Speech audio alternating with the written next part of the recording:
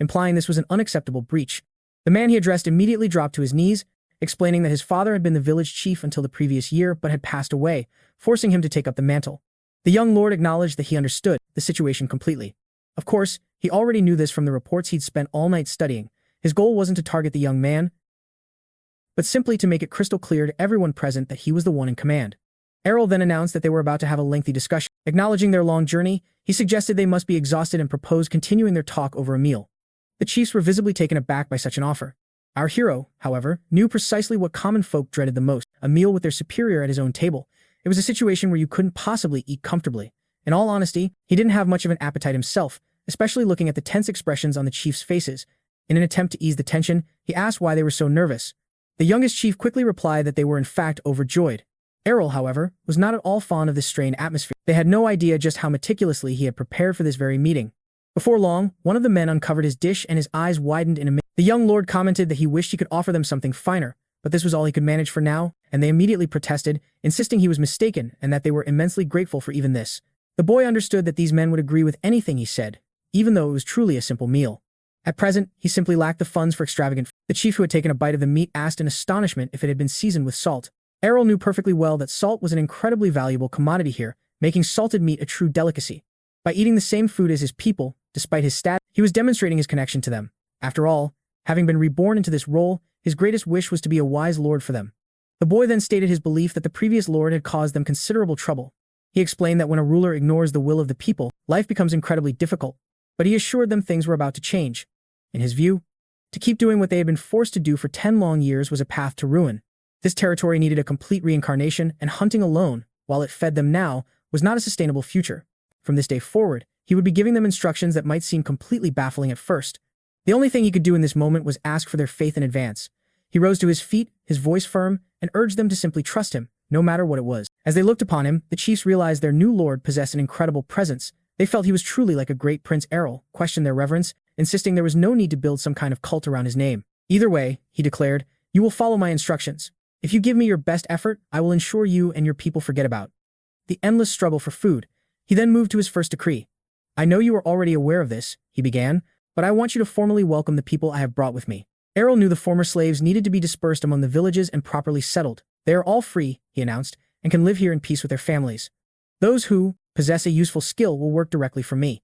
An elder headman reported that while they could accept them without issue, the real question was whether the other residents would do the same. The lord knew that even after being freed from slavery, the invisible wall of social status was incredibly difficult to break down. From the residents' perspective, they were just outcasts, but he told the headman not to. He wasn't asking for the impossible, just a genuine effort, hoping they could negotiate a peaceful integration. The headmen were still a bit wary of the plan but promised to do their best. With that, the meeting was concluded, and the leaders left the fortress. A younger village chief turned to an older one, asking if the lords of the past were anything like this one. The elder replied that, compared to the previous ones, he found this new lord to be quite strange. Most nobles showed no interest whatsoever in this territory, as these lands were seen as a place of exile. The last lord had tried to accomplish something, but his ignorance only created more trouble. A lot of people were even harmed back then, and now a new lord had arrived, a young boy who had only just completed his coming-of-age ceremony. At first, the old man thought things couldn't possibly get any worse. He wondered why this boy was even sent here, hoping he wouldn't repeat the foolish mistakes of his predecessor. But when he looked into the boy's eyes, he understood. This young man's spirit was not like the others. It was as if his very soul had been reborn. The younger chief asked if this meant there was hope for them now. The old man admitted that he didn't know, that they would have to wait and see, but for the moment, they had to place their trust in him. Soon after, a knight brought a stack of papers to the lord, who was resting his head on Sa's lap. She asked if he was looking through the documents the servants had already sorted. Errol confirmed he was, explaining that there were some things to check now that he'd officially taken possession of the land. The population was listed at about 10,000, but after a recount, it was actually 9,651. Including the villagers he had brought, the total was closer to 9,800. Sa remarked that a population decrease in this territory was quite natural. He understood, saying that as lords came and went, the exodus of residents was already in full swing. But I wonder where they all go, he mused. The number of newborns was also quite small, and the poverty of the land was to blame. Errol realized. This was the stark reality of his grand reincarnation, a new life beginning in a wasteland, despite the 450,000 gold he'd brought. After settling in, that money would probably last for about 50 years. Those scheming aristocrats had purposely sent him here to wallow in the mire of these local problems. I'm sure they're hoping I'll just die out here, he noted grimly. Farming isn't a viable option either, Sa added. She reported that it was true. the former lord went bankrupt precisely because he attempted to develop agriculture here. So the rascal was an idiot from the start, the boy concluded. His mind raced, thinking that only gathering and hunting were possible.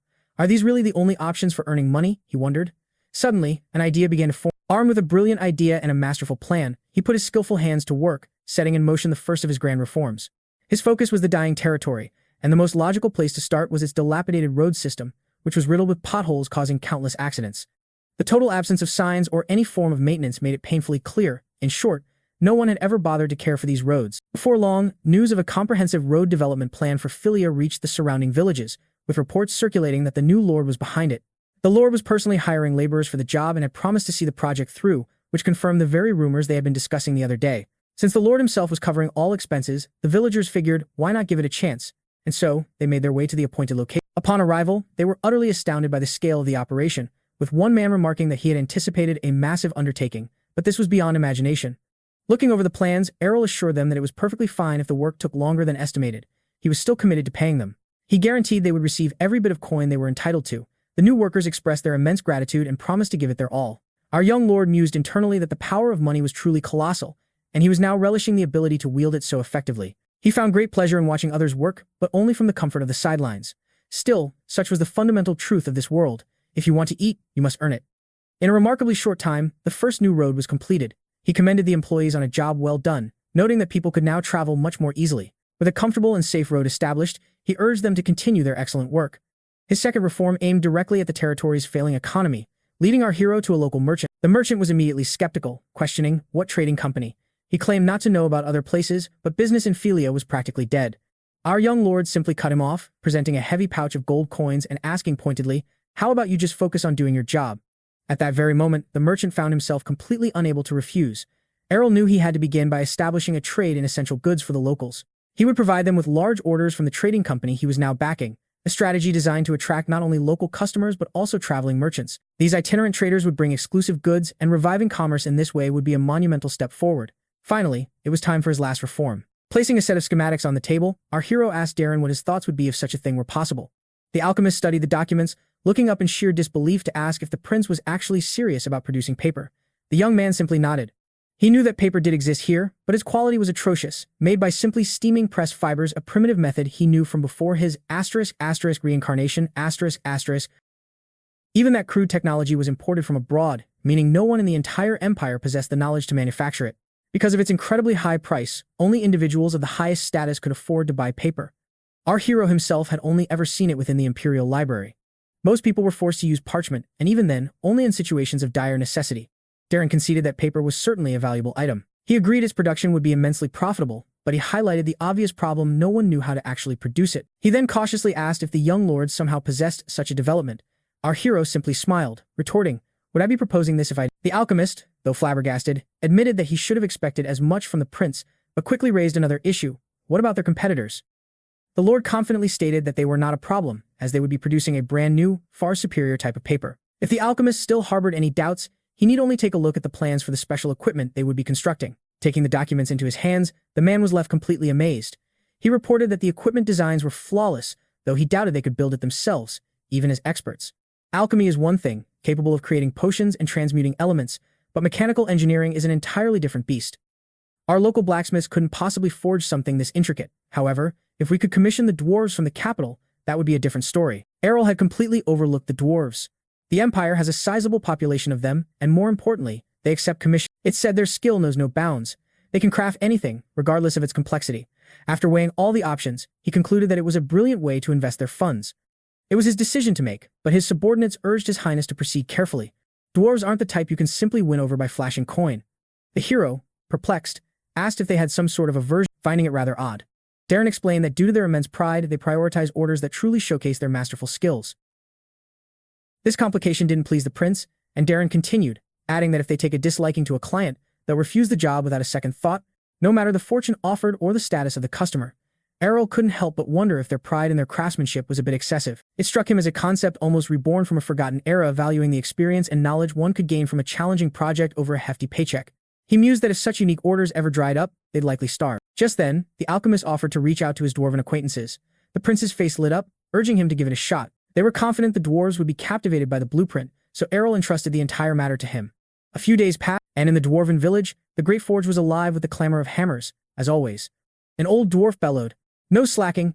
If you don't finish, it'll just be piled on top of tomorrow's." Suddenly, the master was told a letter had arrived for him. He asked, "What kind of? Is it from those imperial scoundrels again? What could those insufferable nobles possibly want this time?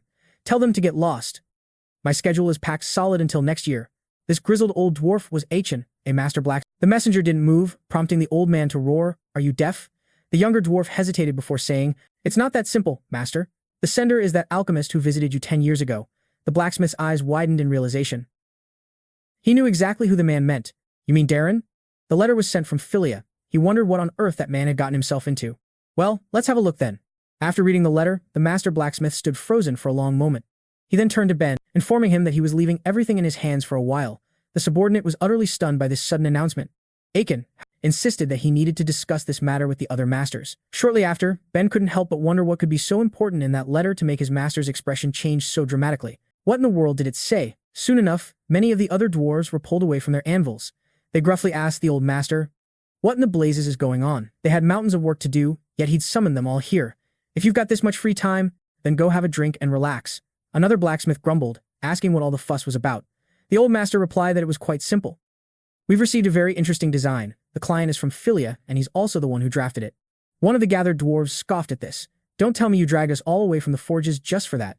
Achin admitted that he'd thought the same at first, assuming it was just another piece of noble nonsense. "But just take a look at this blueprint he sent." At the sight of the plans, a stunned silence fell over the gathered craftsmen.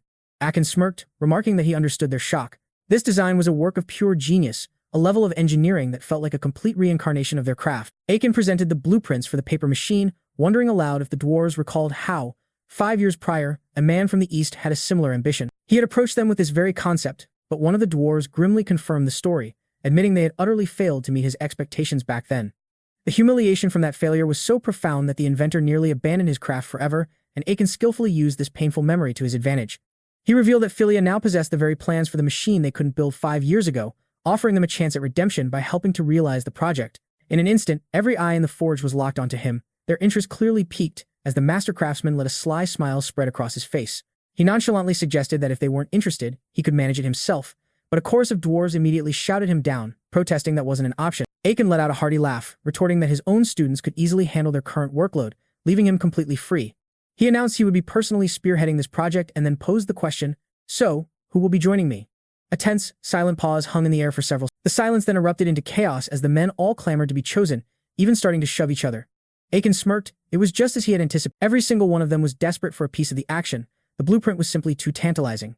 To restore order, Achin had to bellow over. He commanded them to quiet down and think for a moment, questioning what would become of the main forge if every master blacksmith simply abandoned it. He laid down the terms. He would only take half of them, and now they had to decide who would go and who would stay.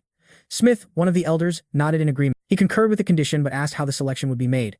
Just then, Ben arrived at the master's workshop, but he stopped short at the entrance. Inside, he witnessed a full-blown brawl erupting among the dwarves. It seems when negotiation fails, fists become the final arbiter, such is the sacred tradition. This was the unbreakable rule of Achin's dwarven blacksmiths.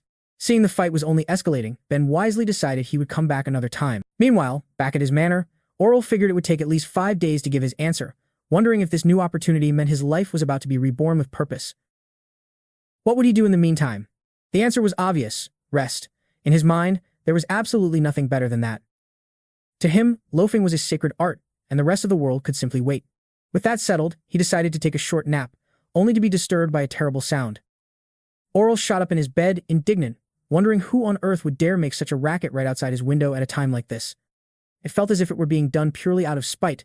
To his amazement, he then saw his griffin, Fry, hovering right at his window. Of course, griffins can fly, but not with such an erratic trajectory, and certainly not hovering that low. That's when he spotted Cain, desperately trying to catch the creature. Fortunately for the young griffin, she managed to get a hold of it. "This is how you learn to fly," the girl declared triumphantly. "I'm helping him, so he has to fly." After shouting this, she immediately launched the poor creature back into the air with all her might. Aurel stormed over to her, demanding to know what she was doing and asking if the pet had done something to provoke her, like tearing her dress. The girl looked at him, completely baffled by the question, insisting the griffin hadn't done anything wrong. The hero then inquired why she was tormenting it. "I'm not bullying him," his sister shot back indignantly. "I'm training him, because someone has to do it." Aurel stared in disbelief, thinking that this looked less like training and more like a nightmare, which made sense if you knew her backstory. From the very beginning, when duties were first assigned in the family, Princess Cain had always been somewhat overlooked. The princess's daily routine was brutally simple. First, she eats. Next, she trains her abilities. And to cap it all off, she takes a nap. Then, she repeats the cycle. For someone who can't stand being still, this routine naturally resulted in a massive surplus of pent-up energy. She had decided to vent her frustrations on the poor griffin, whom Aurel caught her manhandling. And now, Kana was trying to explain, claiming it was destined to become her mount and, therefore, she needed to train its speed. Her brother simply asked how on earth she planned to accomplish that. Not by throwing it, she shot back insisting that he had completely misunderstood everything and told him to stay out of her business. The hero couldn't help but wonder if her brain cells had atrophied as her muscles grew. Seriously, he thought, someone needed to manage her before it was too late and find an outlet for all that destructive energy. While this was certainly ruining his vacation, it made him ponder the nature of sibling relationships. In all his previous lives, he never once had blood relatives. This reincarnation was a first, as his past family relations could hardly be called warm. The most normal of them involved never speaking a single word to each other until death. He was a professional at detachment, but something was different this time, which is when he decided to intervene, snatching the griffin from his sister. He promptly tossed it into the air, telling it to fly far away. Kana demanded to know what he was doing, to which the boy replied that he was rescuing a poor, innocent griffin. He then thought to himself, it's never too late to learn how to be a proper younger brother, so since the griffin was gone, he suggested she play a game with him instead. The game they settled on was chess, and Aurel quickly defeated her with a checkmate. It was clear his sister was not enjoying this particular game. She shrieked that she was terrible at it and warned him not to even think about the board getting flipped in his face. His sister continued to yell about how much she hated the game, demanding that he at least go easy on her for decency's sake. Aurel sighed internally. He didn't particularly want to play either, but entertainment options were severely limited in the north. At the very least, chess would stave off boredom. He urged Kana not to be angry and suggested they try again, this time with her using the artifact he'd given her. It was supposed to help broaden her thinking, though he doubted even that would be enough to counter his vast experience, as being reborn with his memories meant he'd played 100 times more chess than any normal person. Perhaps he should just let her win. So they began another game. Once again, the princess agonized over every single move, thinking long and hard. That's when Aurel noticed the magic stone around her neck was beginning to crack under the strain. He then saw that his sister was visibly fuming. She abruptly drew her weapon, shouting that she was done playing this stupid game, and with that declaration, she sliced the chessboard cleanly into 4 pieces. Aurel dryly reflected that chess was indeed an excellent game for stimulating the mind. His sister then announced that it seemed they would never be playing chess again. Her brother simply remarked that this was understandable, seeing as she had just destroyed the board. He then realized he had no idea what else he could possibly play with her and had to come up with a new plan. He asked her what she normally did for fun. After a moment's thought, she stated that she trains a lot, so maybe they should do some training. Aurel was not thrilled with that prospect, wondering if all she ever did was work out and if she ever got bored. She was such a restless person, making it impossible for him to get any decent rest. He had to figure out a solution to this situation, and while he was pondering their next move, both of their stomachs began to rumble loudly. That's when Aurel announced it was lunchtime and asked if his sister wanted to try cooking something together. She looked at him with suspicion, questioning if he actually wanted to cook. The boy confirmed that he did, wanting to add that it would be fun. Kana then asked him if this was mandatory. The hero was beginning to wonder if she was even human. Knight. They are required to possess the fundamental skill of cooking for themselves. After all, since ancient times, knights have been far more than simple guards. They embark on expeditions to exterminate monsters, missions that can last for over a week. So did she truly believe she could simply starve for that entire duration? Furthermore, a lack of knowledge about food and its proper preparation could easily lead to food poisoning. Cooking is a vital aspect of survival, and therefore, it was imperative for his sister to learn this essential skill. Kana looked crestfallen about it, yet she still agreed. Aurel told her not to worry about the party and promised he would help her. She also saw it as a great opportunity, though she admitted it felt rather strange, being taught how to cook by her older sister. He was her little brother, after all, a peculiar role reversal made possible only by his unique reincarnation. Soon, they arrived in the kitchen, and the boy asked if she was ready, receiving an enthusiastic, affirmative answer. He then announced that their meal for the evening would be a hearty meat stew, a fairly simple dish that is prepared with a moderate amount of common ingredients. It's the most standard meal for soldiers on a campaign. It is straightforward to make, and most people enjoy it, making it the most ideal choice for a beginner. The boy could only hope that everything would turn out well and that they wouldn't end the night with a case of food poisoning. Next, he watched intently as his sister began chopping vegetables. Speaking of which, she handled the knife surprisingly well. His sister even pointed out that it was quite easy. The brother then explained the next step. Once she had chopped all the ingredients, she was to place them into the pot. Following that, they would add some seasoning and let it cook until the ingredients were tender and no longer raw. Before long, their dish was complete. It was the very first meal Kana had ever cooked. The girl happily announced that it had turned out perfectly and eagerly asked her brother if he liked it. The boy remarked that for a first attempt, it was genuinely not bad, and he wondered how she found it herself. If she continued to improve her cooking, she could easily handle an expedition of any length and in any terrain. With that, he considered his task of entertaining his sister successfully completed. Once he had finished his meal, he planned to lie down and take a nap for an hour. But just as he was lost in that thought, he was approached by a subordinate. The man was disheveled and covered in dirt, panting about how he had some urgent news for the prince. The hero considered telling him not to disturb him today. However, it seems something truly serious had occurred, especially since they had disobeyed his direct order, so he demanded to know what was going on. His subordinate stunned him by announcing that the dwarven delegation had arrived. Errol simply couldn't believe his ears. He demanded to know what he meant by arrived, and the servant explained with terror in his voice that the dwarves had threatened to tear him limb from limb if he didn't bring the prince to them immediately. He begged his lord not to leave him to be torn apart. The boy processed the news. The dwarves had indeed come, but why were they so early? Soon he was thinking that, in any case, he was glad they had at least agreed to help. They would have to proceed according to the plan he'd so carefully crafted for this reborn life, and for now, there was no time to be lazy. Still, he never imagined she would arrive so soon. It was necessary to receive them with the dignity they deserved, so he resolved to go and welcome the honored dwarves. But as he approached, Ain interrupted him, getting uncomfortably close, and asked if he was the kid who came up with the grand idea. Naturally, Asa was not pleased by it, so she immediately stepped in and pushed the old dwarf away from the boy with her spear, declaring that his behavior was rude and demanding he apologize to the prince at once. The dwarf just smiled, remarking that she had quite a fiery spirit for a young lady, but she relentlessly kept insisting. Finally, with a chuckle, he apologized. He whispered a warning, reminding her that the ever-sensible Dar had stressed how important these visitors were. You see, concepts like titles and status are purely human constructs. Dwarves couldn't care less about such formalities. They treat everyone with the same blunt informality, which is why the hero had to ask Asha not to lecture them on etiquette. He then decided it was best not to drag this out. If he made a single misstep, he was sure Asha would try to eat them alive. And so, he declared that he was, in fact, the author of the blueprint, much to the arriving dwarves' astonishment. Aiken scoffed, finding it hard to believe and demanding some form of proof, warning that if this was some childish prank, they'd better reveal the true creator at once. In response, Errol shouted again that the machine was his invention. He wondered just how many times he'd have to repeat himself for it to sink in, but the old dwarf just smirked, saying that he was just a weak child who couldn't even lift a hammer. He told the boy not to make them laugh, words that instantly ignited the hero's anger. He turned to Asha and told her to give them some heat, an order she gladly accepted. It seemed tonight's menu might feature dwarf sashimi. As a result of the escalating tension, the butler was forced to intervene. It wasn't long, however, before the dwarves began to realize that he had truly crafted this blueprint all by himself. The boy wondered if they were still in disbelief, frustrated that he didn't know what else he had to do to convince them. Hadn't the witnesses already confirmed his story? He also grumbled to himself, wondering why this particular dwarf hadn't shown up sooner. If he'd known, he would have prepared a more fitting welcome, or at the very least, they could have taken a break. Perhaps they could have gotten some fresh air. But Aiken wasn't interested in a vacation. He cut straight to the point, asking if he understood correctly that Errol wanted them to construct this device for him. The boy confirmed it was true, only for the dwarf to claim they lacked enough skilled craftsmen to create it. The old dwarf made his point crystal clear, stating that machining parts of this complexity was simply beyond the capability of human hands. Errol realized the dwarf was now just bragging about his race's superiority. It was a good thing he heeded Darren's advice. So he retorted, perhaps, but human brains are at least good enough for brilliant ideas. Then, he defiantly propped his foot on the table. He asked them if they were looking for a true genius. As if reborn with immense knowledge, he declared that he drew this blueprint, fully aware of their doubts. He boasted that if they knew the sheer volume of developments he had under his belt, they would be absolutely shocked. The old dwarf then replied that judging by the boy's sheer audacity, he was starting to believe him. But enough chatter, he declared. Errol thought this was perfect. The only way to convince a proud craftsman is to be even prouder yourself. So, it's a done deal, Errol began. I was thinking, but Aiken cut him off, stating that he needn't continue, as their minds had already been made up. The fact that they came all this way meant they were ready to get to work. The boy, surprised, asked if they weren't even going to discuss the cost first. Are you saying you'll agree to any conditions? But the dwarf explained that they only take on work that genuinely interests them. He explained that Errol was the one benefiting since he needed the machine, while they would get the privilege of studying a genius's design. After hearing that, the hero knew they were on his hook. He smirked, stating that this wasn't the only blueprint he had to show them.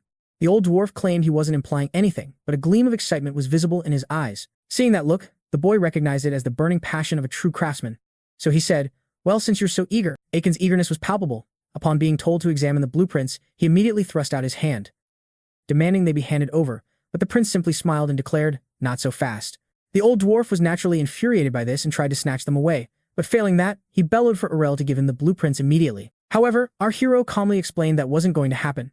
First, they had to assemble the parts based on the initial design he provided, and only then would he reveal the rest. Aiken simply couldn't believe his ears. Errol coolly stated that the trust of a genius had to be earned. The old dwarf fumed, of course, but he completely understood the logic, the situation, vowing that if Aurella just waited, he would construct this marvel in record time. This pleased the young lord, who mused, so they like my blueprint that much, do they? Internally, he had considered showing them the entire plan at once, but his reborn cunning took over. I'll use it as bait, he decided. I'm certain they'll work twice as fast now. He smirked, realizing what a genius move it was to dangle this bait before the dwarves. This was his darker, more calculating side, and everything was going exactly according to his grand design. Before long, a group of exhausted dwarves appeared, announcing they had finished the first stage. Everything. The boy, feigning excitement, handed over the next section of the blueprint. They returned in a flash, declaring it was ready once more. Errol provided the next drawing with praise, jokingly asking if they ever even slept. This cycle continued, and the next time he saw them, he was relaxing in his bath when the dwarves burst in, demanding the next blueprint. This obsessive pursuit happened time and again in the most unconventional of places. Finally, Aiken informed Errol that they had completed his entire order. Our hero was taken aback by the terrifying, sleep-deprived look on the dwarf's face. It was understandable, however, as they had finished the entire project in less than 10 days, and the revolutionary paper production line was now fully operational. The prince then asked to see the fruits of their incredible labor. Aiken presented a stack of remarkably clean sheets of paper, gesturing for Errol to inspect them himself. The young lord couldn't help but admire his own work, thinking how brilliant it was. He realized that unlike ordinary paper, which craftsmen painstakingly made by hand, one sheet at a time, his reincarnation knowledge had allowed him to create a machine that mass-produces it in reams, with a flawless white color. Fortunately, the region had an abundance of wood, meaning he could easily establish a mill to create the paper pulp. Eventually, the old dwarf asked if the young lord was satisfied. Errol confirmed he was more than satisfied, and that now he required several more of these incredible machines. He knew it was only a matter of time before his product hit the shelves all across the world. All that was left was to establish trade routes, and then the profits from paper would start rolling in. Soon after, a man was brought before. The man greeted Prince Errol, asking if he should perhaps address him as Lord Philia instead, noting that the title suited him well and that his mother had requested he come. Our hero confirmed this was true, as he had written to her seeking someone from his mother, Iris' family to entrust with the vital task of paper sales. In the end, his uncle was the very first to respond to the call. This was family he could trust, a relative from his mother's side. The man who had arrived then inquired what product he was meant to sell. The prince presented the paper and asked for his opinion. His uncle examined his sheet carefully, acknowledging that it was indeed paper, but then he continued, stating that if the young lord released this for sale, it could cause an enormous scandal.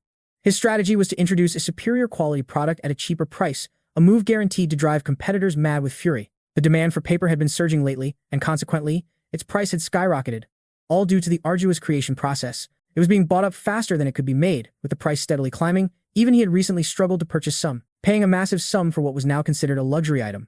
The hero, through his unique reincarnation knew this was the perfect opportunity to change the world. The man continued to fret over the idea, but Errol urged him not to worry, assuring him that customers would have no reason to complain about their product.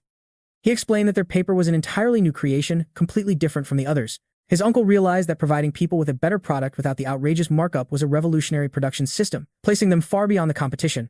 Convinced by the perfect product, he immediately announced he would formulate a sales plan, banking on the advantage of its low price.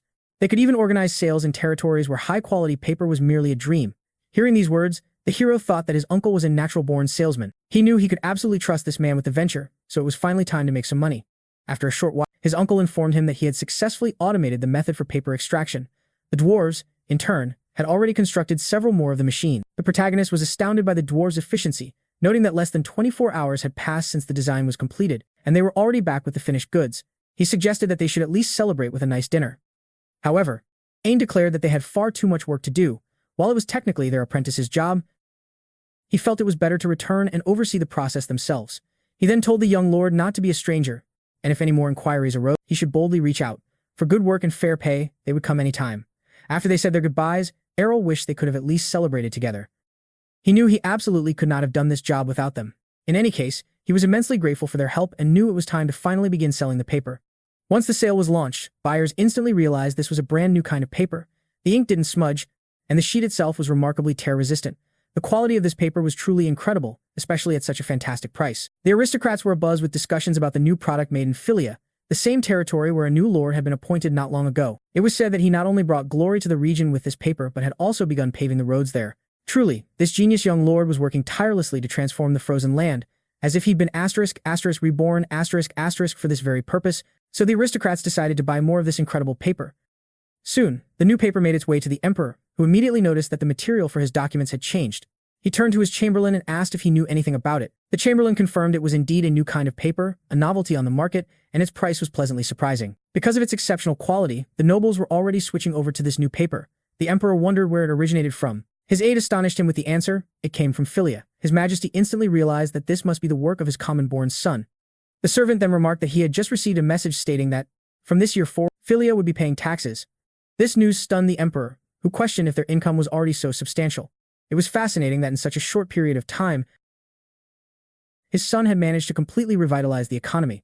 Although the land there is incredibly harsh, it clearly could not break him. Unaware of the turmoil he was causing, the main character was lounging in his bed, simply enjoying his downtime. He had a peculiar feeling that someone, somewhere, was thinking of him. He guessed they were probably singing his praises, and why not? He was doing exceptionally well, having made a fortune from developing his new paper. His success was so profound that he could afford to indulge in sweet honey whenever he pleased. Life, at this moment, was quite enjoyable and incredibly sweet. Meanwhile, the eldest son of the emperor and empress remarked to his mother that the tea today had a particularly delightful aroma. It was distinctly different from what they usually drank. The woman smiled sweetly, asking if he noticed. It was a courtesy gift from the emperor's youngest son, a small token for the fur coat she had given him. The prince just scoffed, stating that as far as he was concerned, that boy might as well not exist. The empress agreed, but her hands, hidden from her son's view, were trembling with barely suppressed rage. Her son asked if she was all right. He pointed out that she looked rather pale. Elia quickly composed herself, claiming everything was fine, but that a certain jewel in her collection was bothering her. A jewel she disliked so intensely it made her want to shatter it to pieces. It had no brilliance, no trace of nobility. It had an audacious amount of nerve. Her son, confused by how jewelry could be audacious, suggested it might be time to simply replace it. He was certain she had countless other, more beautiful pieces in her collection. The empress noted that she had already tried replacing it, but it just kept getting in her way. In fact, its presence continued to infuriate her more and more each day, but she told him not to worry about it. She then changed the subject, asking if he liked the sword she gifted him. Zale's face lit up, admitting he loved it. It had been forged especially for him by the dwarves, and it fit his hand perfectly. He felt his mother had made it significantly easier for him to master the weapon. The woman acknowledged that it was true. The sword was a priceless artifact. She then rose from her seat, declaring that it was only fitting. After all, he was the crown prince, destined to inherit the throne. It was only natural that he wield the perfect sword. He must always carry himself and think like a true emperor. Her son bowed his head, stating that he understood her words completely. After finishing his tea, he took his leave, leaving the empress to her dark thought. Her aide drew attention to the cookies, but the empress was fixated on how everyone seemed to adore the paper developed by that boy. She couldn't escape the sound of his name. The constant praise for the prince was a direct and unbearable insult to her entire family. The queen's true name was Elia Prats, of the famed Duke Prats's family. For generations, her family were the sole merchants who produced paper in the empire. Even internationally, they only had two competitors of note. The first was paper from the Maritime Empire, and the second was a supplier from the East.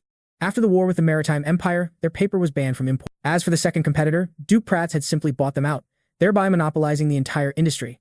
It was as if the paper market had been **reborn ** under their complete control.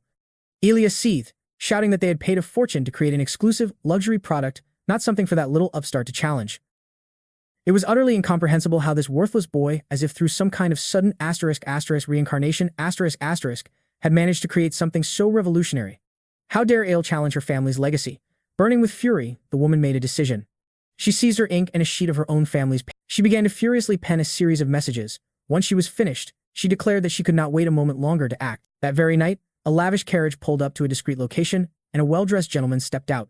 As he entered the establishment, the manager greeted him with an almost fawning level of delight. It was the very same man who had sold a slave to our protagonist. He greeted Prince Errol warmly, admitting he hadn't expected to see him again so soon.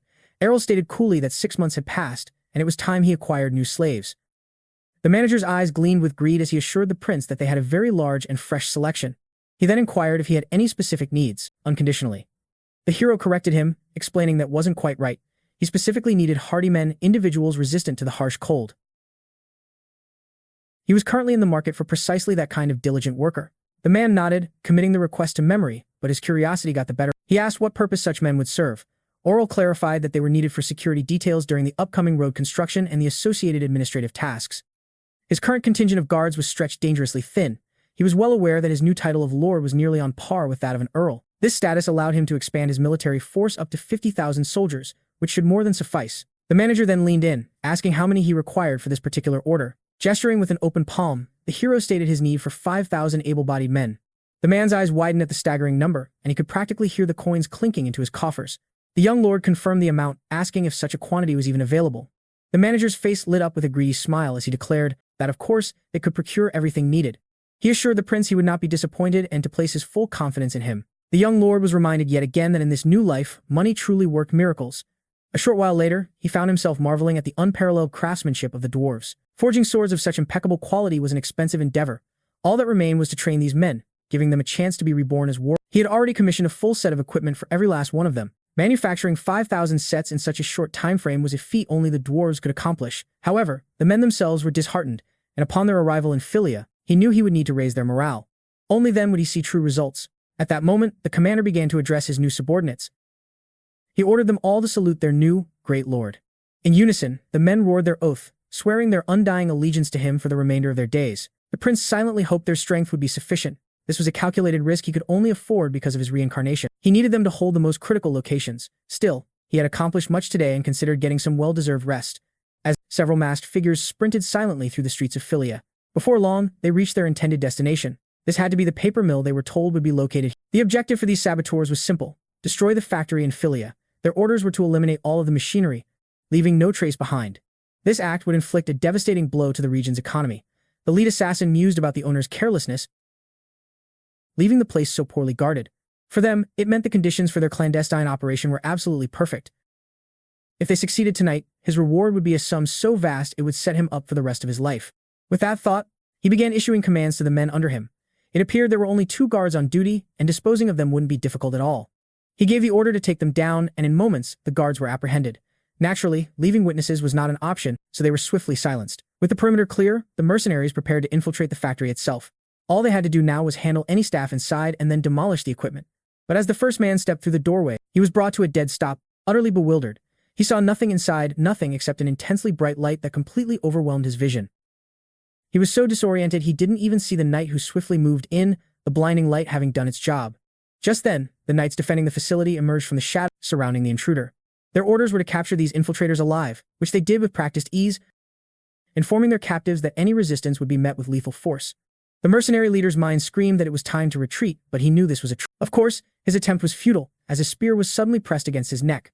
The man instantly realized they had walked straight into an ambush, but he couldn't fathom where the roughly 200 soldiers had materialized from.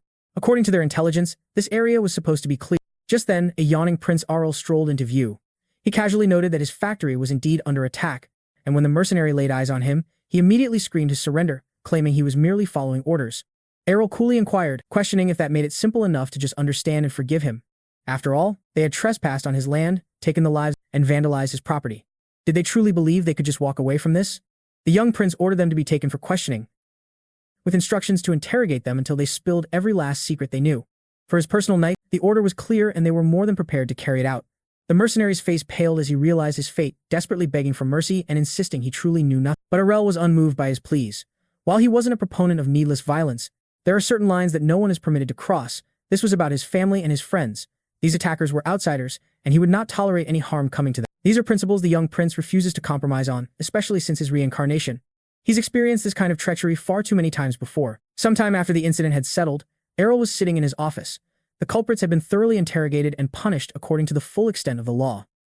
They were condemned to live out the rest of their days as slaves, but frustratingly, they truly knew nothing about their client's identity, rendering the interrogation ultimately fruitless. Aurel knew he would have to devise another plan. He pondered his next move in this challenging situation.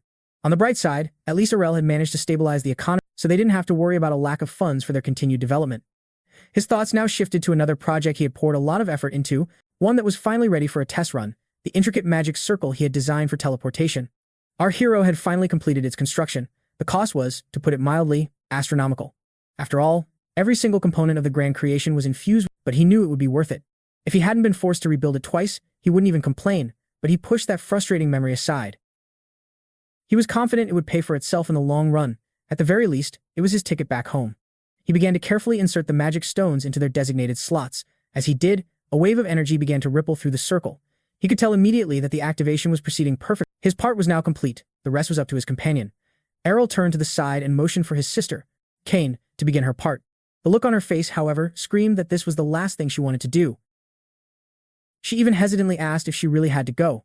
Her brother calmly pointed out that it was merely teleportation, a journey that would be over in an instant. He asked if she was feeling unwell. The girl hesitated, then asked if everything would truly be all right, wondering aloud if he would be happy waiting for her on the other side. Aurel replied that they would find out soon enough, urging her to focus.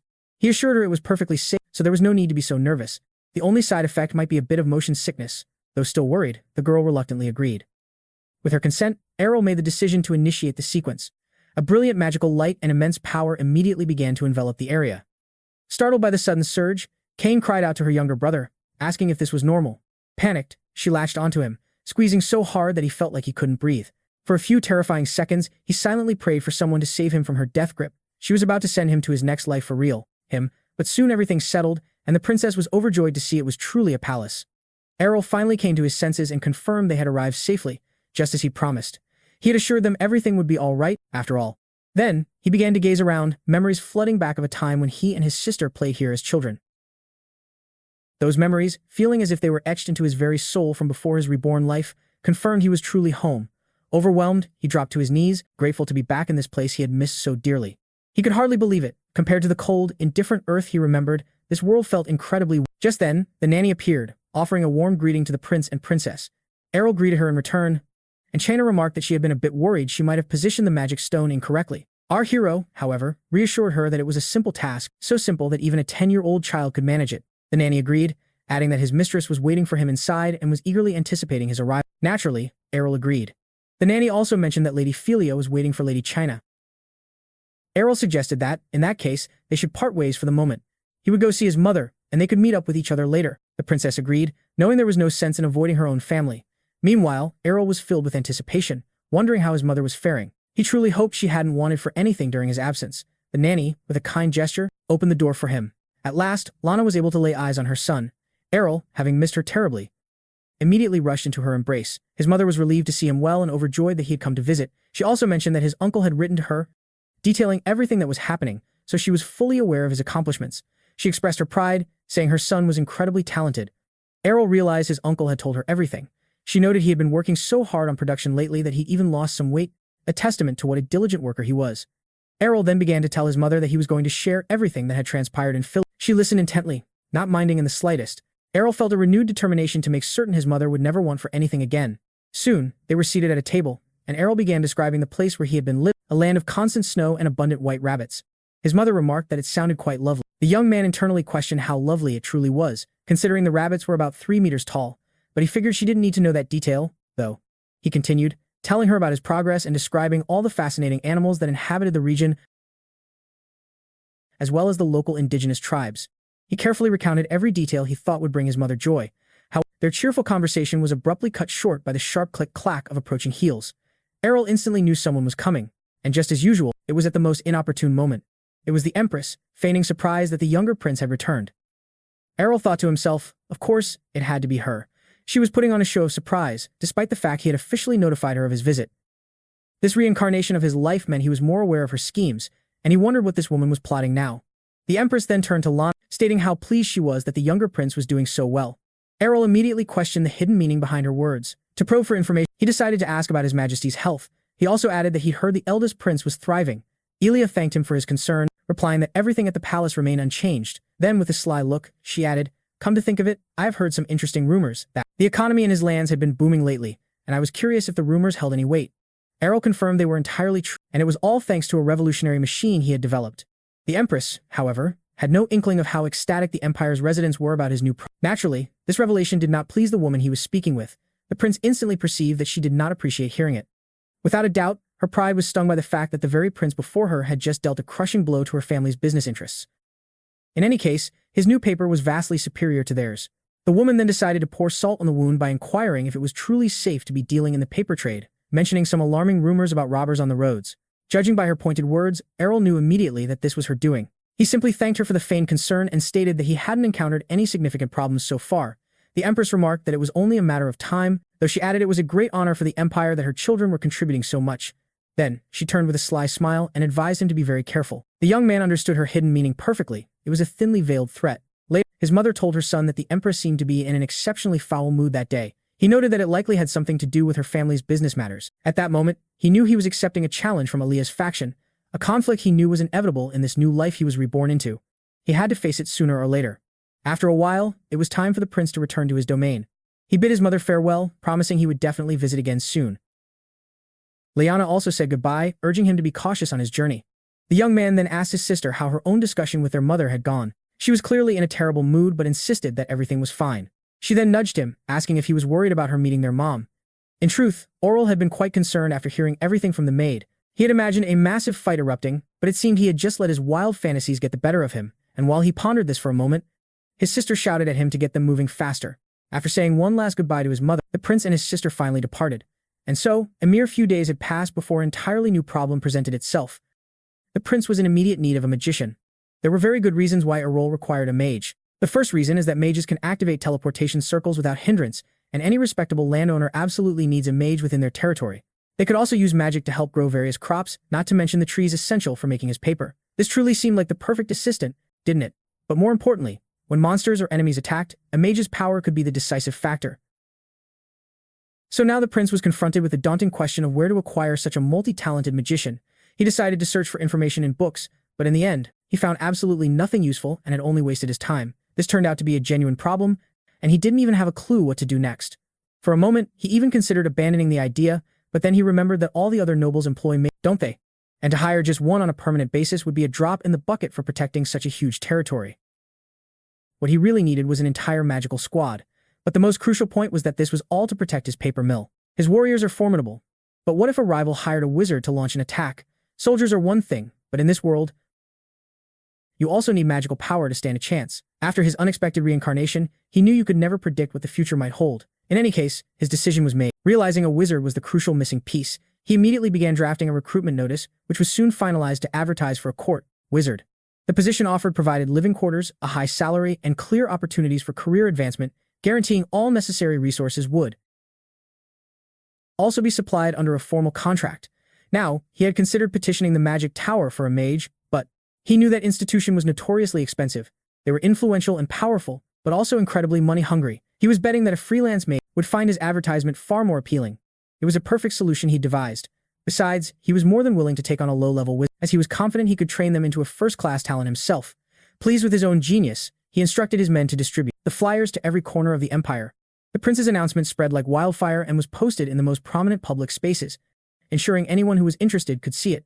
Those who read the notice quickly recognized the patrons, the Lady Philia, who had recently gained fame for her paper, and the prince, who was renowned for his constant innovation and profitable ventures. It was clear they were offering excellent conditions and were even open to hiring a newcomer. While the public buzzed with this news, a young woman suddenly collapsed to the ground, utterly depleted of her strength. When concerned onlookers asked if she was all right, she gave no reply and simply pushed onward, forcing her way through the crowd until she stood directly before Aurell's advertisement. Her eyes immediately locked onto the words promising lodging and food. Meanwhile, our protagonist was ecstatic to see that a considerable number of mages had applied. This is perfect, he mused, wishing he could hire every last one of them and form his own magical army.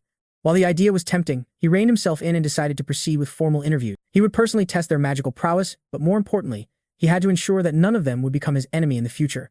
His top priority was ensuring their absolute loyalty. After all, in this reborn life, he couldn't afford a single mistake. If even the slightest doubt arose, they would have to be weeded out immediately. To that end, he ordered his subordinate to conduct thorough background checks on every applicant, a command that was instantly understood. The interview day finally came, featuring only the mages with the most immaculate records. The prince found the process incredibly tedious, even more so than when he had been selecting knights, a task he'd approached with far more enthusiasm. There are 12 magicians in total, the prince finally announced. He had personally selected them after an exhaustive review of their resumes and declared that from now on, they would be working directly for him. The group consisted mainly of third-level wizards, and the young prince hoped he had made the right choice. From this day forward, he began. I will be assigning you tasks and teaching you new skills. Your primary responsibilities will require you to take care of the forests and fields, as well as guarding the territory. Your own preferences will be taken into account, so I ask you to listen carefully. First, I need to select a person to be in charge.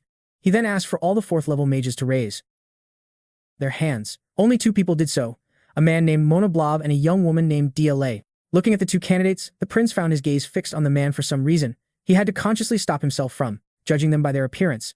A subordinate's skill was what truly mattered. Despite this, he soon approached the girl, congratulated her on her new position, and appointed her as his personal mage. However, you shouldn't think Aurella chose her without reason. There was a very specific reason for his decision, one that traced back to her interview. Just as it was Dia's turn to be seen, the prince had remarked, with a resume like this, you could have easily found a much better offer. So, I must ask, what truly brought you here, up in the north? A bit taken aback by the question, she stated her desire was simply to serve the prince, a response that drew the attention of everyone present. Her answer surprised Aurella in particular. After all, he knew that typically, a prospective employee would be most interested in their salary or potential for advancement, yet she spoke only of loyal service to the prince, prompting him to ask if that was truly her only reason for seeking the position. The girl simply hardened her resolve and gave a firm nod. Aurella could see she held no malicious intent, she genuinely wanted to serve him. That being the case, he had every reason to accept her. Now, it was time to explain to the assembled wizards their new duties and the incredible benefits they were about to receive. He decided to start with the best part, leading them all into a magnificent room filled to the brim with books. The wizards began to tremble with sheer excitement, wondering if they were caught in a dream. Our protagonists completely understood their awe. Before them lay an entire library of advanced magic books. This wasn't just any collection, this was the official literature recommended directly by the Mage's Tower itself. Fortunately, the books themselves were not the expensive part. It was much more difficult negotiating with the Mage's Tower to acquire them. He hoped this investment would make his wizards far stronger. Most of them were mages who weren't deemed worthy to work at the tower, essentially. Exiles. Without the prince's help, it was unlikely they could have ever grown stronger or developed their skill, so they were undoubtedly overjoyed at this opportunity. One of the mages hesitantly asked if it was really true that they could use every single book here. The prince confirmed it, adding that he would be checking their progress, so they should strive to absorb as much knowledge as possible. And while they rejoiced, he privately reflected that his own goal was actually he planned to use their collective efforts to accelerate his own mastery of magic. Having been reborn with this second chance, all he needed to do was delve deeper into his study. The more brilliant minds he had working, the easier his own path would be. With that in mind, he gave them their first assignment, sending the wizards into the nearby forest with orders to restore it. He had realized that far too much of the forest had been cleared, which was depleting the source of wood for his paper-making enterprise. This imbalance needed to be fixed, so the prince asked if his new subordinates could revive the fallen trees. They readily agreed and immediately got to work. Each mage began to chant the intricate spells required for this task, and before long, our protagonist witnessed new trees beginning to sprout, a clear sign that their plan was working. He noted that it wasn't just a matter of raw magic power, a complex ritual was necessary. He wondered aloud if they could truly influence the entire growth process from start to finish. After all, while magic was powerful, was it truly possible to grow mature trees from nothing in an instant? One of the mages answered honestly, explaining that forcing growth like that would rapidly drain the soil, which would then need a long period of rest. It would be best to leave the land to recover for at least a month afterward. The young prince realized that even in this world, environmental consequences couldn't be ignored. He was glad to see there were prudent people among them. His subordinates then informed him of their success, and he expressed his gratitude for their hard work. With that done, they moved on to the second, equally vital task, assisting with growing the crops. The people of his domain couldn't survive on hunting alone forever. A stable harvest was an absolute necessity. The enchantress asked if their task was simply to accelerate the growth of the crops in this immediate area. The prince replied that, ideally, they would accelerate the growth of crops across all 12 of the surrounding villages, a statement that left his new wizards completely dumbfounded. Seeing their shock, he tried to calm them down a little, clarifying that it wouldn't be all at once. He wasn't that much of a monster. He simply needed them to assist the villages. He presented his plan to the villagers, sketching out the precise conditions needed on a piece of paper and asking if achieving such standards was even feasible. The sorceress confirmed that by using weather magic, it was within the realm of possibility, though her colleague quickly interjected with a word of caution. He reminded them of the crucial need to conserve their mana, at which point the prince unveiled the magical tools designed for the job, urging them to inspect the devices. Together with his subordinates, he immediately began setting up the equipment, explaining that these items would form a protective perimeter. This magical barrier would shield the fields from the biting cold, allowing only sunlight and warmth to nurture the crops. In a short while, Errol observed that the system appeared to be a resounding success. The only remaining challenge was to replicate this miraculous setup in every single village. He wryly noted they had to ensure the villagers could feast, not starve. With their assignments clear, 2 mages were dispatched to the magic item research department. Meanwhile, 3 others were appointed as guards for the palace and its estates. In the end, only Dee remained, and she looked to him expectantly, asking what her duty would be. The prince informed her that she was to become his personal escort, accompanying him wherever he went. She would also be responsible for running his errands. He mused internally that since he couldn't yet reveal his own magical abilities, a skilled magical assistant was absolutely essential. The very first task he assigned the young woman was to further hone her magical talents by studying a selection of books. She affirmed that she understood completely, declaring that if it was the prince's will, she would dedicate her all to the task. He found himself admiring her passionate dedication. Errol could sense her sincerity, but he couldn't help but wonder about the true source of such fierce loyalty. As this thought crossed his mind, a book tumbled from the girl's belongings. His eyes fell upon it, and he stared in utter astonishment. It was his own work, The Path to the Heights of Chivalry. He was puzzled by the inclusion of his likeness on the cover, recalling how he'd written that training manual with knowledge from before his *** reincarnation ***. It had been intended for knights, but its distribution was limited because most soldiers found its concepts far too complex. He asked Dee how she came upon such a rare text. The girl explained that an acquaintance had given it to her to read, revealing a surprising insight. Both mages and knights manipulate the very same mana that resides within them, with the only true difference being the quantity. The mana management system for mages is therefore functionally no different. Because of this, the prince's theories on mana control were perfectly applicable to them. He recalled having similar revelations himself while researching the fundamental materials of this world. So her theory held true. Di then declared that the book had become her personal Bible, and she had crossed the entire continent just for the chance to serve its author. The prince was stunned, thinking to himself, all this for that? It's just a book of fun. I don't understand why she's so incredibly passionate about it. Dee then added that the rice in his domain was also delicious, though the prince didn't quite want her to focus on that. Regardless, he was relieved that the reason for her unwavering loyalty was so refreshingly simple, hoping he hadn't made the wrong choice.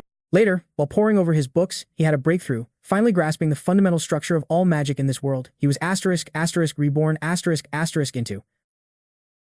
He had mastered the theory, adapting it with knowledge from his past, and now it was time to translate it into reality. He began to recall precisely how Dee had utilized her magic.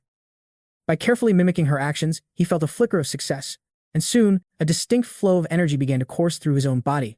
At that moment, a brilliant light erupted from his room, and he pleased that magic could now be added to the vast repository of sciences he'd mastered across his past lives. This new life, this reincarnation had granted him yet another skill, but magic was merely a hobby. As the Lord of Philia, it was time for Errol to focus on more pressing duties, which was why he had traveled to Aronia Square, and upon arriving, he was astonished to lay eyes on the very person he had come for, the legendary gnome blacksmith.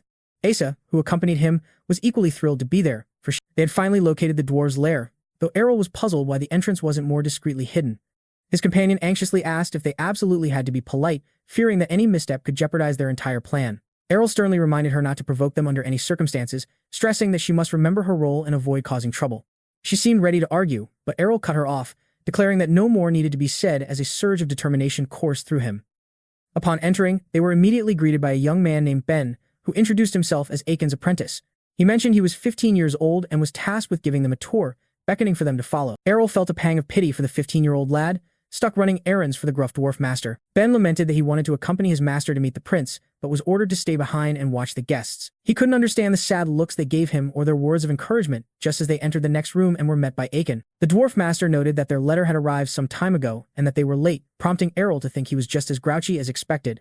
Errol brushed aside the pleasantries, eager to get straight to business, but the old dwarf indicated that he was intrigued. In fact, Aiken seemed quite curious about what they required this time, surprising the prince by pouring him wine.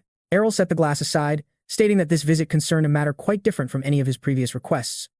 The proposition was audacious. He wanted half of the present dwarves to enter into a contract with him, which Aiken immediately declared was out of the question. Aiken scoffed that one sip of wine must have gone to his head, but the prince calmly assured him he was perfectly sober and urged him to hear the full proposal. He explained his desire for them to establish a new workshop in Philia, for which he would of course cover all expenses. The dwarf master shouted again that the offer held no interest. Why would they care about some distant, cold city when they weren't desperate for money? The prince, however, understood perfectly that money was never their true motivation, so he moved to his real offer. He revealed that his proposal wasn't just about money, but about a resource they would find irresistible: Damascus steel. Aiken's demeanor instantly changed as he asked if the prince was serious, reminding Errol of what his alchemy tutor had once said. The tutor had explained that dwarves are incredibly drawn to rare metals, which are exceptionally scarce in these lands. He had asked Errol if he knew why they settled in the capital, to which the prince correctly guessed it was because of the region's large mines. His tutor had confirmed he was absolutely right, adding that the dwarves cared little for human commissions. They were driven by the hope that someday they would unearth a truly rare metal. Armed with this knowledge, Errol confidently stated that he had already begun mining the steel. He promised that if the dwarves worked with him, they would be the first to gain access to all the new technologies derived from it. Aiken, his voice now quivering with interest, asked if this was truly possible, and Errol pressed his advantage, stating that he had the materials. While they possessed the legendary skill, if they joined forces, their craft could be reborn, forging a new era from Damascus steel. The old dwarf conceded that he might agree, but demanded to know the terms. The prince began by offering a contract for 10 years. Unsurprisingly, Aiken balked at the length, and a heated negotiation began, which concluded with the dwarf offering a mere 5 years. Errol recognized this was a significant concession and wouldn't push for more. After shaking hands, he formally agreed to the terms, leaving Aiken to process the monumental deal, and promised to inform the other dwarves, asking him to wait for 1 month.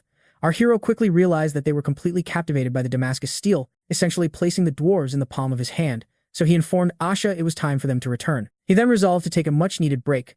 The constant traveling had left him utterly exhausted, and he was barely recovered from his recent ordeal, though he had no intention of giving up the best parts of this new life. After a while, Kana gazed thoughtfully out the window. She turned to the other girls, asking if any of them had seen Aurel emerge from his room. Asha replied that she hadn't laid eyes on him since they had returned from the capital, and Saa asked with concern if he might be ill and hiding it so as not to be a burden. The princess agreed it was a strong possibility, though it was still unclear why he was taking so long to emerge. After a couple of minutes, she decided he needed to be checked on, so she hurried to his room and after a brief knock, pushed the door open. She immediately called out, asking Aurel if he was all right or perhaps feeling sick, only to be met with a truly peculiar sight.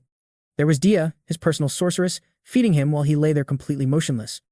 Aurel casually greeted his sister and asked if she had come for breakfast with him, inviting her to join if she had. Dia then announced she would proceed as her lord commanded, so she magically lifted him from the bed as his clothes flew onto his body, getting him dressed without him having to move a single muscle. Before she could react, Kana was also enveloped by magic, finding herself instantly seated at the table with her brother. At that moment, Aurel commented on how pleasant the magic felt and thanked Dia for a job well done, but seeing his sister's stunned face, he asked why she wasn't eating, warning that her food would get cold. The girl asked him if he didn't think there was something fundamentally wrong with the situation, but he saw no problem at all, insisting everything was fine. Kana realized that he was acting like a spoiled child, and she couldn't understand what had gotten into him since he'd been reborn into this royal life. Her brother then announced he had a very good meal and was now a little tired, suggesting that perhaps he should go for a swim. The enchantress, hearing his desire prepared to fulfill it, but his sister finally snapped, declaring that this was too much, a sentiment echoed by the prince's personal knights. She demanded that Dia and Aurella explain themselves. The protagonist, realizing how odd this looked, said that it was all his fault. The girls began to insist that he needed some sense of proportion, but the young man genuinely couldn't understand what he'd done wrong, so he turned to the sorceress and asked for her thoughts on the matter. Isn't it rude for a sister to just barge in for no reason? This was the last straw for Kana, and she immediately slammed the table. She then confronted him directly, asking if he thought he was relying far too much on magic. He looked at her blankly and asked what was wrong with magic, or if her problem was with Dia. He defended her, saying she performs all her duties perfectly and on time. The sister clarified that she had no complaints about Dia's performance. The problem, she explained, was with him, and she asked Aurel when he had last moved on. He just smiled and proudly announced that he had climbed into the bathtub all by himself. The girls were utterly amazed by this response. Saa chimed in that she'd heard he was using magic for everything lately, and Asha agreed, stating that things were going too far. The prince merely argued that it was a more convenient way to live and then turned to ask Dia if she was okay with it. She dutifully nodded, whereupon the boy declared that if she was fine with it, then he couldn't see what the problem was. At this, the girls all shouted in unison, voiced that this was completely unacceptable. Asha chimed in, suggesting Dia must have some issue to be obeying Aurel so unconditionally. Dia might deny it, but Asha questioned what others would think seeing the prince in such a state. Aurel was already celebrating, imagining the scene and gloating. See? I told you I'd be fine, didn't I? In response, the girls just shouted at him indignantly. Once more, prompting him to quickly claim he was only joking. Kanya then stepped in, stating that regardless, as his older sister, she was forbidding him from this behavior. He was now strictly forbidden from using magic within the household. The prince was astonished, but that wasn't all, as she added that Dia was also strictly forbidden from following Aurel's foolish orders. The hero was confused as to why the sorceress looked even more shocked than he felt. Dia, in turn, nervously asked if she was about to be fired, which made him realize what was truly happening. The princess quickly reassured her that dismissal was out of the question, and Aurel began to wonder if his entire way of life had changed so drastically since he was reborn. It was true he'd started depending on magic simply because it was convenient. Reflecting on how it all began, he realized it started with small things, like when Dia had simply handed him a book, but his laziness grew from there, to the point where he'd even asked the sorceress to magically move him to his bed. With dawning horror, he couldn't believe how quickly he had devolved into this state. Magic was a frighteningly powerful tool, and now he understood precisely why his sister was so angry. She was simply worried that if he continued living this way, what would become of his physical health? Dia, however, noted that there would be no issue with that, explaining that every time she uses her magic, she also stimulates the Lord's muscles, so they definitely wouldn't weaken. While the prince was pondering this, his sister exclaimed that he was missing the entire point. Dia needs to have a life of her own. She can't be at her brother's beck and call 24/7. Kanya then suggested, perhaps we should switch mages? At this, the young sorceress suddenly cried out that she didn't mind at all. It was her duty, and she insisted she was no less capable than any other mage, so they had no reason to doubt her abilities. Hearing this, Aurel worried that his sister had wounded the mage's pride. Just then, Asha joined the conversation, noting that while Dia's devotion was a bit extreme, the idea of abandoning the use of household magic was completely justified. Asha also wondered aloud why Dia was so determined to stay with Aurel. The protagonist had to admit that was a fair. After all, it would make no real difference to her career if she were transferred to another department. She could easily go somewhere else if she grew tired of following his orders. Turning to her, he said, I think I've forgotten my place, but the decision to stay is ultimately yours. His sister, however, proposed a different challenge. If Dia could prove her indispensability, only then would Kanya admit that leaving the sorceress with Aurel made sense. Dia readily accepted, stating that the lady could test her as she pleased. The prince was baffled by what Dia was trying to accomplish and asked his sister how she intended to conduct this test. Soon, Kanya returned with a stack of papers and declared that since Aurel was a genius, shouldn't his attendant be just as intelligent? This was the first test, a written examination. Dia immediately began, aided by her magic, which allowed her to complete it with incredible ease. Kanya realized the doctors must have entrusted Dia with all their paperwork, so there was no cheating involved. Still, it was amazing how magic did everything for her. Aurel, watching this, thought the test was completely pointless. The second test was a culinary challenge. Kanya explained that the gentleman has a very particular appetite, so Dia would have to accommodate it. Posed no problem for her whatsoever. During her time at the Mage Tower, she had often managed domestic tasks, so she instantly set about preparing a meal, aided by her magical abilities. As was typical for her, the task was completed swiftly, and once the girl finished, She confidently announced that the master would surely find it all to his liking. When Cain and her brother sampled the food, they found that it was simply the young lord could only wonder if she had somehow managed to prepare all of his favorite dishes. In fact, he was baffled as to how that was even possible. As the lady of the house prepared to issue a third challenge, the hero pulled his protectors aside to ask them to be completely honest with him, wanting to know their true thoughts on the situation. The girls admitted that, no matter how you looked at it, Dia was a genuinely talented, but that Lady Cain was unlikely to relent. The young lord then asked what exactly it was that his sister disliked so much about her. He was told that Lady Cain was simply deeply suspicious of Dia. They reminded him to recall the incident that had been reported to him just 2 days prior. The security system protecting the magical artifacts had been partially breached, yet the perpetrator was never apprehended. Aurella asked if they truly believed Dia was at fault. Sa clarified that wasn't the case. She personally didn't think Dia was to blame. It was simply a matter that required a more thorough investigation. However, Asha sensed there was something more that Sa didn't want to discuss openly. Following that statement, Hana promptly produced a tattered envelope, explaining that someone had either left it behind or perhaps dropped it. The young lord was confused upon reading the message, which demanded they return Dia to the mage tower. He wondered aloud if someone was trying to take their mage away, and he asked if they had shown the note to Dia yet. The girls confirmed that, but her reaction was a blank slate. She said nothing at all. Moreover, there wasn't the slightest hint of worry about her. Aisha wanted to trust her, but this behavior struck her as somewhat unnatural. On top of that, it remained unclear why Dia was so fiercely attached to him. The hero had to admit that he himself knew it was true. With no apparent reason, she showed him such profound favoritism, as if their connection was something reborn from a forgotten time. Grappling with this mystery, he suddenly joked, asking if perhaps it was simply because he was so attractive. The girls stared, unsure if he was being serious. Sa even remarked that under normal circumstances, she would have slapped him for such a comment. The young lord dodged playfully, then grew serious in his thoughts, reflecting on how he had seen Dia's aura and detected no abnormalities whatsoever. This was a secret he couldn't share with the knights or Cain, however. The truth was, his older sister had suffered terribly in the past due to an attack by a dark mage, but he was certain he would have detected similar malevolent intentions from Dia. He now communicated that he understood their concerns and simply asked them to relax. The girls seemed ready to protest further, but he firmly informed them that he would handle the situation himself, and requested that his sister calm down as well. Cain accepted his position and did not argue the point. Next, the young lord decided it was time to uncover the whole truth, telling Dia that they needed to speak privately. They met in her room, where he began by apologizing for everything that had happened. The sorceress simply stated that it was perfectly all right. The young lord glanced around, noticing for the first time how neglected the room appeared. It contained very little furniture, a fact he attributed to how she was probably always by his side. Dia then informed him that the lady of the house had every right to test a mage's abilities, especially since, after all, she was in service to her half-brother. The prince gently asked her to hold on, explaining that his sister Cain simply harbored a dislike for magic. From the very beginning, she had been against the idea of hiring a mage at all. Dia remarked that she was already aware of this fact from the start, as if this reincarnation was just a repeat of a path she already knew.